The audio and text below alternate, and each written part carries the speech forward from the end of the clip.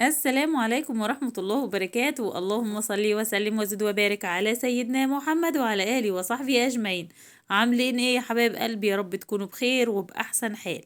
ان شاء الله النهاردة كده هنعمل مع بعض غدا يوم الجمعة، هنعمل غدا مطاعم، حاجة كده فاخر من الآخر. ويا جماله يا جماله يا ام ندى، شايفين الجمال والحلاوة؟ والله العظيم يا جماعة طعم مفيش بعد كده. بصراحة يعني شكروا لي في الأكلة الجامدة دي. إن شاء الله النهاردة كده هعمل لكم كفتة البرغل بطريقتي انا، بطريقه ام ندى يعني. حاجه كده والله العظيم بجد جميله جميله. وهنعمل اللحمه المشويه برضو على طريقتي. يلا بقى بينا ندخل على الفيديو بقلب جامد ونسمي الله ونصلي على رسولنا الكريم ونقول يا هادي ودي الشيطان غادي. زي ما انتوا شايفين كده يا حبايبي، المقادير بتاعتي سهله وبسيطه ومفيش اسهل من كده. ايه ده يا ام ندى اللي انت ماسكاه ده برغل يا حبايبي، بتجيبيه من عند العطار وبتاخدي منه كوبايه. عارفين المج الشاي العادي؟ بتاخدوا كوبايه منه. الكوبايه دي على كيلو، انا بعمل المقدار ده على الكيلو. معايا كيلو طبعا لحمة مفرومة، وبجيب البرغل ده يعني بغسله كويس وبنقعه لمدة ساعة. ومعايا هنا بصلتين حجم وسط وكام فص من التوم. طبعا البرغل ده يا حبايبي لازم تصفوه من المية. امسكيه بايدك كده واعصريه او تحطيه في المصفى، المهم ان انت تنزلي المية بتاعتك. وبعد كده بتضيفي الكلام ده كله على اللحمة. والبهارات بتاعتي بقى سهل وبسيط. معايا معلقة من الفلفل الاسود، معلقة صغيرة، ده كله معالق صغيرة. معلقة صغيرة من الملح. ومعايا حبايبي كيس بهارات الكفتة، ده بيكون متوفر طبعا عندك في أي سوبر ماركت. ومعايا باكو بيكنج باودر، مش كتير يا منى الباكو، لا يا حبايبي مش كتير. ليه بقى؟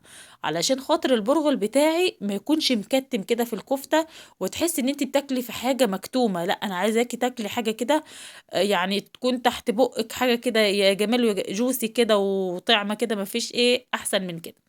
ضفت ايه تاني يا ام ندى؟ ضفت يا حبايب قلبي معلقه صغيره من اللهم صل على سيدنا محمد، معلقه صغيره من البصل البودر ومعلقه صغيره من الثوم البودر. مش عارفه انا بسرح منكم ليه. بعد كده المكونات دي كلها بقلبها مع بعض بالطريقه دي كده. طبعا ان شاء الله علشان ما تتلخبطوش معايا هسيب لكم مقادير الكفته في صندوق الوصف باذن الله. صندوق الوصف يا حبايبي ده بيكون سهم كده جنب عنوان الفيديو، بتضغطي عليه هتلاقي عرض المزيد، هتلاقي المقادير ان شاء الله في صندوق الوصف ده. بعد كده في الكبة بتاعتك، لو عندك كبة ابدأي ان انت ايه افرمي الكلام ده كله مع بعض. ما عندكيش كبة، نعمي البصلة وفرومي التوم واعملي على ايدك. انا كنت قبل كده ما كانش عندي كبة وكنت بعملها بايدي وكانت بتطلع جميلة وزي العسل. ما شاء الله تبارك الله، القوام حاجة كده ما شاء الله. اللحمة بتاعتك بتطلع الخيوط. تعرفي يعني ان الكفتة بتاعتك كده ناجحة وتمام التمام. في ناس بتقابلني بتقول لي يا ام ندى بنشوف الكفته بتاعتك شكلها حلو وبتكون مش كشه. مش معنى احنا لما بنعملها بتطلع كشه معانا. بصوا يا حبايبي، هي نوع اللحمه بتختلف من نوع للتاني يعني. وممكن الدهون بتاعتك بتكون اكتر من اللحمه، فاهمين؟ فبتكش. هي كده كده الكفته بتكش شويه بس ما بتكشش للدرجه يعني. عايزه اقول لكم كفته البرغل يعني ما بتكشش ولا حاجه، ده بالعكس بتفضل محافظه على شكلها. وما شاء الله تبارك الله بترمي كميه كبيره. لو انت عندك مثلا ربع كيلو لحمه هتعملي كذا صبع يعني، حاجه كده ما شاء الله هتتغدوا منها. وهيفيض كمان. عايزه اقول لكم ما شاء الله تبارك الله بجد ريحتها والله العظيم ولا احلى من المطاعم نفسها. طبعا الحاجة بتكون نظيفة وبتعمليها في البيت وانت ضامنة نظافتها. اوعوا يا حبايبي تشتروا اي حاجة من بره بصراحة. الله المستعان، مفيش نظافة يعني. الواحد عاد بشك في صوابع ايديه. بعد كده بحطها زي ما انتوا شفتوا في طبق واحطها في التلاجة تتشمع شوية كده لحد ما ايه اتبل اللحمة بتاعتي. كان هنا معايا حوالي نص كيلو من اللحمة شرايح. جوزي كان مقطعها شرايح. هو بصراحة كان هو عايز يشوي فوق يعني على الفحم وكده، بس هو كان تعبان. ادعوا له ربنا يشفيه ويعافيه يا رب. قلت ولا يهمك، انا بقى هعمل لكم على طريقتي وهنشوف المشوي بتاعي ولا المشوي بتاعك. بصراحة شكر فيه وقال لي تسلم ايديكي. بصراحة طعم اللحمة كان جميل والكفتة مفيش احسن من كده.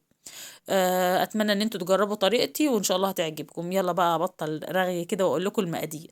طبعا بصلت بشرت بصلايه مفرومه، ومعايا حبايه طماطم مبشوره برضو، وكام فص كده من التوم. بس كده يا حبايبي، اللحمه ما بتحبش الحاجات الكتير. ورشه كده من فلفل اسود، ورشه من الملح المبهر اللي انا كنت عاملاه معاكم. جميل جدا جدا جدا. ما عندكيش ملح مبهر، حطي معلقه صغيره من الملح. وبعد كده عصير ليمونه كبيره زي ما انتوا شايفين بنفس الشكل كده. بس كده، ما تضيفيش اكتر من كده. انت لو ضفتي على اللحمه حاجات اكتر من كده هتضيع لك طعم اللحمه، فاهمه؟ بعد كده يا حبايبي بقلبها كويس من فوق لتحت كده. وبعد كده بغطي عليها برضو بالبلاستيك راب بتاعي، واحطها في التلاجة واسيبها شوية. وتعالوا بقى هنشوف هنعمل ايه. بعد ما سبت اللحمة كده تتشمع في التلاجة، هبدأ ان انا اصبع الكفتة. معايا طبعا عصير مية بصل. ما عندكيش عصير مية بصل عادي، شوية مية كده بملح. وابدأي ان انت حطي كده اي سيخ عندك، قلم يكون نظيف. عيدان الشيش طاووق يا حبايبي برضو جميلة جدا، حطي كام عود كده مع بعض، علشان خاطر عايزين الكفتة تكون من جوه مفرغة. طبعا حجم الصابع انت اللي بتتحكمي فيه، عايزاه كبير، عايزاه صغير، عايزاه وسط، براحتك خالص. انا ببدأ اعمل الكفتة يا حبايبي بنفس الطريقة كده. بصراحة يعني انا بحب الكفتة بتاعتي تكون كبيرة كده تملى العين، يعني الواحد ياخد صابع يرجع ورا. ويا جمال يا جمال يا حبايبي، يا رب طريقتي تعجبكم. واتمنى ان فيديوهاتي تكون سهلة وبسيطة وبتكون بتنال اعجابكم. انا بحبكم في الله. و... وزعلانه منكم بصراحه، يعني انتم مقصرين معايا في اللايكات. اللايكات يا حبايبي مش بفلوس والله العظيم، هي بس بترفع لي الفيديو وبتخليني ان انا استمر اعمل لكم فيديوهات تانية كتير. بشكر كل واحد وواحده حط لي لايك للفيديو وبدعمني. ربنا يبارك لي فيكم وما تحرمش منكم ابدا، ويا رب يديمكم نعمه في حياتي. اللهم امين يا رب العالمين. طبعا احنا ما قلناش الدعاء الجميل بتاعنا، انا متعوده اقوله لكم. حتى لو انتوا بتزعلوا معلش ما تزعلوش مني، بس هو بصراحة يعني فرق معايا في حياتي كتير. ربنا يا رب يحسن ما بين ايديكم، اللهم امين يا رب العالمين. نقول ايه بقى؟ بسم الله الرحمن الرحيم. بسم الله توكلت على الله، ولا حول ولا قوة الا بالله العلي العظيم. اللهم اني ابرأ من حولي وقوتي، والجأ الى حولك وقوتك يا ذا القوة المتين. خلاص يا حبايبي، صبعت الكفتة. هبدأ ان انا احطها في الفرن لحد ما اعمل الرز. عايزه اقول لكم بصراحه في الوقت ده ما كنتش لسه حطيتها في الفرن. ليه بقى؟ بحب اطلعها سخنه كده وملهلبه. سبتها ركنتها شويه على جنب، قلت بس اعمل الرز وبعد كده اخلص الرز، وبعد كده ابدا ان انا احطها. بعد كده يا حبايبي معايا حلة على النار فيها شوية كده من الزيت، بنزل بعودين من القرفة، كام ورقة كده من اللوري، ومعايا كام ليمونة كده من الليمون المجفف. وبعد كده بضيف البهارات بتاعتي، معلقة صغيرة من الكركم، رشة كده من بودرة الزعفران، ومعايا رشة كده من الفلفل الأسود، ومعايا رشة كده من بهارات الكبسة. ما بحبش أكتر للكبسة بهارات بصراحة، بتغير طعمها. وبعد كده يا حبايبي بديها تشويحة كويسة في الزيت، وانزل بكيلو الرز بتاعي. اي كمية رز يعني. اللي بدي الطعم بقى للكبسة حبايبي هو الملح الصيني، عارفينه طبعا، الناس بتجيبه في الافراح وكده. بتجيبي معلقة كبيرة وبتبدأي ان انت تضيفي على الرز وتديه تقليبة حلوة كده كويسة. وبعد كده بنضيف رشة بسيطة كده من الملح العادي. وبعد كده عندي مية مغلية بقى، انت بتحطي بمقدار عينك كده، انت عارفة الرز بتاعك بياخد قد ايه مية، فبضيف له مية مغلية. بس كده يا حبايبي، ده كان الرز بتاعي سهل وبسيط وما فيهوش اي افتكاسات خالص. دقت كده الطعم وشفت عايز ملح ولا لا. وبعد كده حبايبي غطيت عليه. وتعالى اوريكم شكله بعد ما اتشرب عامل ازاي. ما شاء الله تبارك الله، اللهم بارك يعني. بكون سايبه فيه كده يا دوب حاجه كده بسيطه من الايدام بتاعه، وابدا ان انا اوطي عليه. ليه؟ علشان يستوي براحته كده ويتفقد ويكون زي العسل. بس كده ههد عليه. تعالوا بقى، انا كنت في الوقت ده حطيت الكفته، تعالوا اوريكم شكلها عامل ازاي. ما شاء الله تبارك الله، شايفين بقى لونها عامل ازاي. بدأت ان انا بقى قلت خلاص يا دوب المغرب كان خلاص هيأذن. قلت ان انا اعمل اللحمه بتاعتي. ما شاء الله اللحمه بتاعتي اتبلت وبقت زي الفل وزي العسل، ما شاء الله تبارك الله. يلا بقى بينا نروح على النار كده ونشوف هنعمل فيها ايه. طبعا بما اني ما عنديش جريل وما عنديش يعني مش عندي وقت ان انا احطها فوق على الشوايه، فقلت بقى اتصرف. تمام كده، الجيش بيقول لك اتصرف. عندي الطاسه التيفال ده يا حبايبي، حطيت فيها كده معلقه من الزيت، ما تكتريش زيت.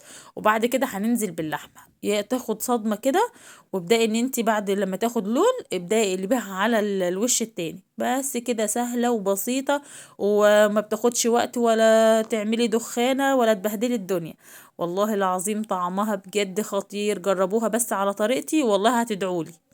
بصوا بقى الجمال والحلاوه، بسم الله ما شاء الله تبارك الله. بس كده كنت كل ما اشيل لحمه يا حبايبي احطها مع الكفته. انا كنت في الوقت ده طفيت الفرن وسبت الكفته في الفرن عشان تفضل سخنه. لازم الاكل ده بتقدم سخن. لما بيكون بارد ما بيكونش بنفس الحلاوه وهو سخن. بس كده يا حبايبي، تعالوا بقى اوريكم الرز بتاعي ما شاء الله تبارك الله كان خلاص اهو. شايفين ما شاء الله تبارك الله. وكنت حاطه فحمايه يا حبايبي على النار علشان خاطر هحطها مع الكفته كده واغطي عليها عشان تاخد طعم الفحمه كأنك انت شويها على الفحم بالظبط. وبعد كده هكمل اللحمه بتاعتي بنفس الطريقه زي ما انتم شايفين، بسم الله ما شاء الله تبارك الله. يعني نص كيلو عمل لي كميه كويسه، بألف هنا وشفا طبعا على اللي اكل منها، وبألف هنا وشفا على اللي هيجرب طريقه ام ندى. تعالوا بقى اوريكم شكل الكفته يا حبايبي عامل ازاي. بصوا حطيت الفحم وكنت حطيت عليها شوية كده من الدهون اللي كانت نازلة من الكفتة، وغطيت عليها وخلاص كده اخدت اللون والشكل. طبعا كنت عاملة طحينة، انتوا عارفين طريقتي في عمل الطحينة، هسيبها لكم برضو في صندوق الوصف. وكده خلاص. وسلطة الدقوس برضو عملتها معاكم كتير قبل كده وهسيبها لكم ان شاء الله في صندوق الوصف. كده انتهى فيديو النهاردة، اتمنى ان هو يكون عجبكم وتكونوا استفدتم منه ولو بجزء بسيط. طبعا ما تنسونيش بدعوة حلوة كده من قلبكم، ربنا يا رب يصلح حالنا وأحوالكم وأحوال المسلمين، اللهم آمين يا رب العالمين. ويا رب أكون ضيفة خفيفة عليكم وكونوا استفدتم كده من الفيديو ودمتم في أمان الله، والسلام عليكم ورحمة الله وبركاته.